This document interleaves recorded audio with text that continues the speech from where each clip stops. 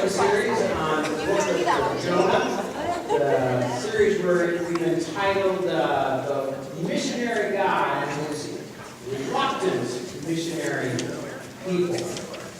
Today I'm going to be reading from Jonah chapter 1, verse 17 through the end of chapter 2. Let's listen to God's word for us. But the Lord provided a large fish to swallow up Jonah. And Jonah was in the belly of the fish for 3 days and for 3 nights.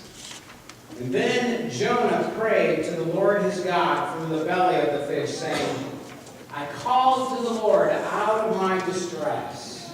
And he answered, out of the belly of Sheol I cried, and you heard my voice.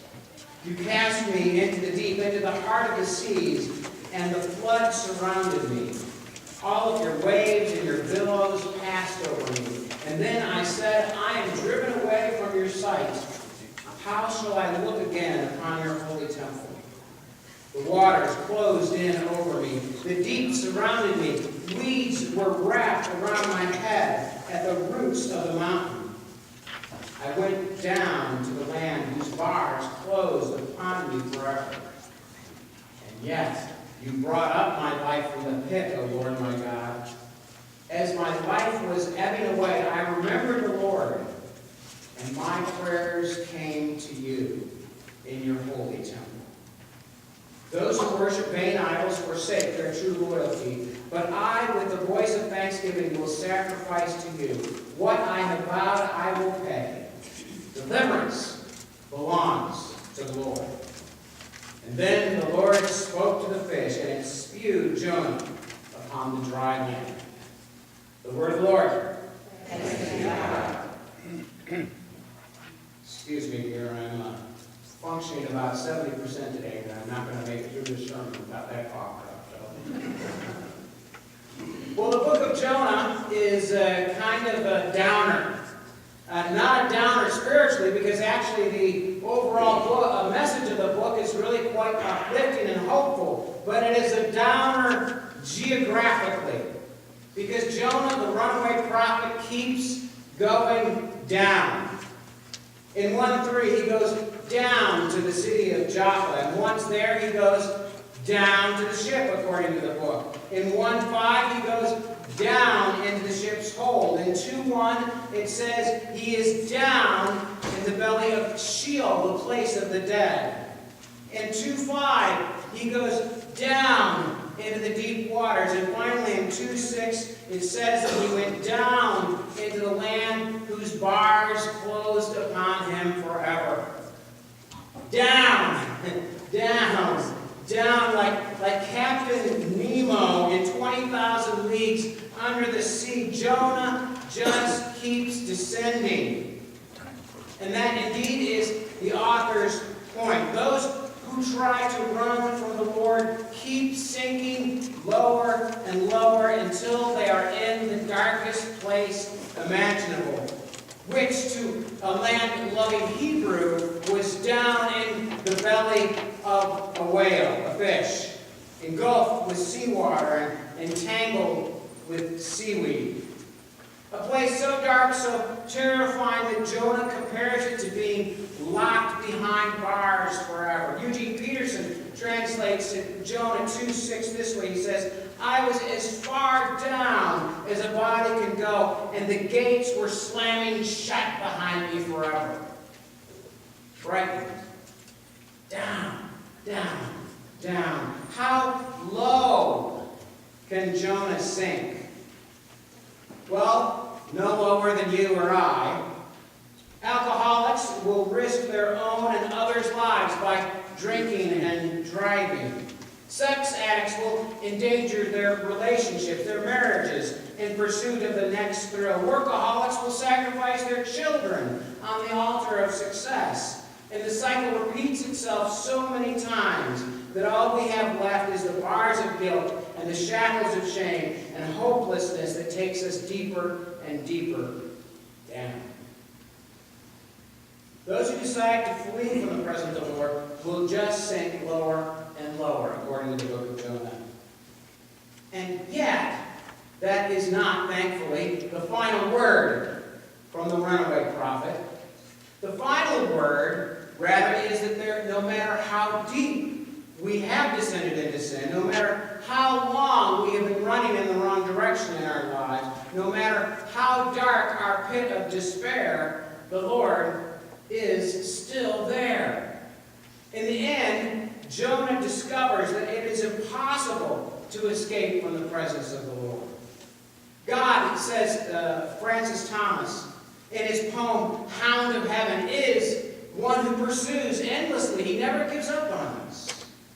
God's relentless tenderness will pursue us to the ends of the earth, to the depths of the sea, in order simply to be in relationship with us, his children. Psalm 139 expresses it so beautifully. Where can I go from your spirit? Or where can I flee from your presence? If I ascend to heaven, behold, you are there. If I make my bed down in Sheol, you are there also. If I take the wings of the morning and I settle in the farthest limits of the sea, even there your hand shall lead me, and your right hand shall hold me fast. If I say, surely the darkness shall become to me as the light becomes night. Behold, even the darkness is not dark to you. The night is as bright as the day to you, O Lord, for darkness is as light to you. Thanks be to God. There is no pit so dark that the Lord cannot illuminate. There is no sin so great that the Lord cannot forgive it. There is no situation so God-forsaken that God cannot reclaim it. Try as we may, we cannot escape from the presence of God. Not in an exotic seaport, not in the depths of the sea, not in the big city of Nineveh or the suburbs of Johnston, Iowa. We cannot escape from God. We can run, as they say, but we cannot hide. And so, if that is the case, and I think it is, when we find ourselves in a dark place, even a dark place of our own creation, there is only one thing to do, and that is to cry out to the Lord. I called to the Lord out of my distress, and God answered me, says Jonah in 2:2. Out of the belly of the pit I cried, and you heard my voice. As my life was ebbing away, I remembered the Lord, and my prayer came to you into your holy temple. As his life is slipping away from him, Jonah cries out to God. In a moment of clarity, he sees the direction that his life is going, and he realizes that he is going to die unless God intervenes and saves him.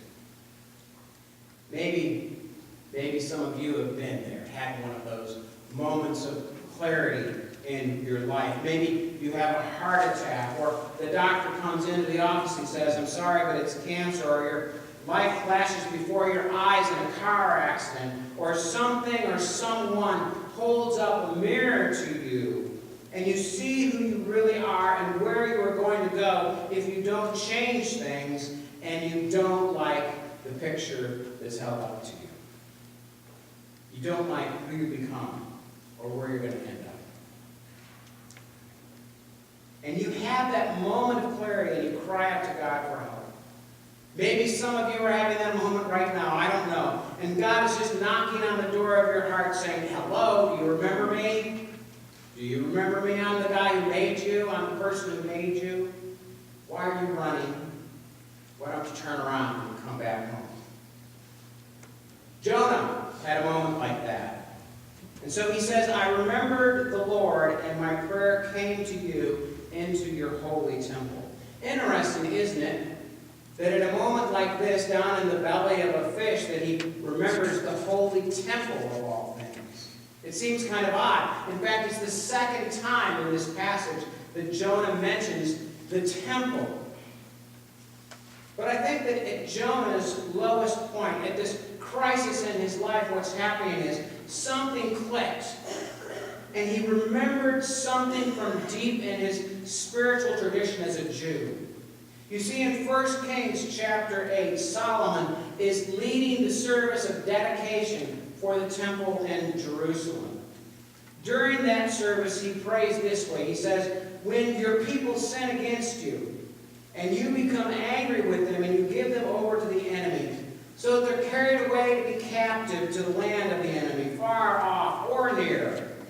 And if they have a change of heart, and if they turn back to you with all of their heart and soul, and they pray to you toward the land that you have given their fathers, toward the city that you have chosen, and the temple that I have built for your name, then from heaven, your dwelling place, hear their prayers and their plea, and uphold their cause, O God, and forgive your people who have sinned against you.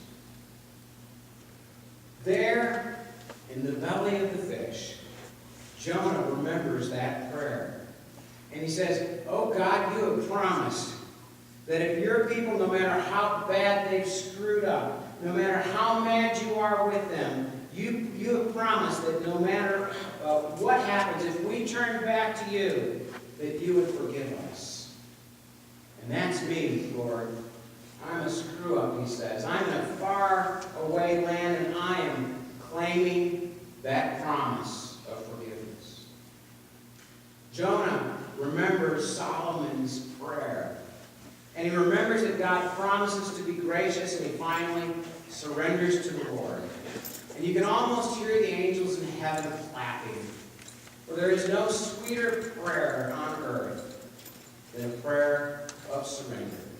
Prayer that says, that's it. I've had it. I can do no more. A broken and a contrite heart, O Lord, thou wilt not despise, says Psalm 51.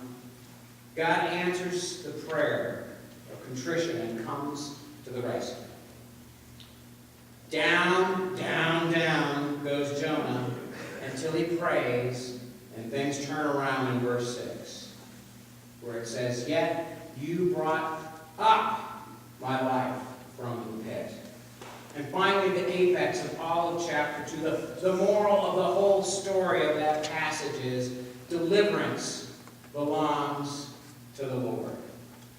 And then the Lord spoke to the fish and spits him out on dry land. How is Jonah delivered?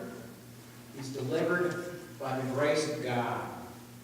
It was the grace of God that sent the whale to swallow Jonah, and it was the grace of God that delivered him from the whale.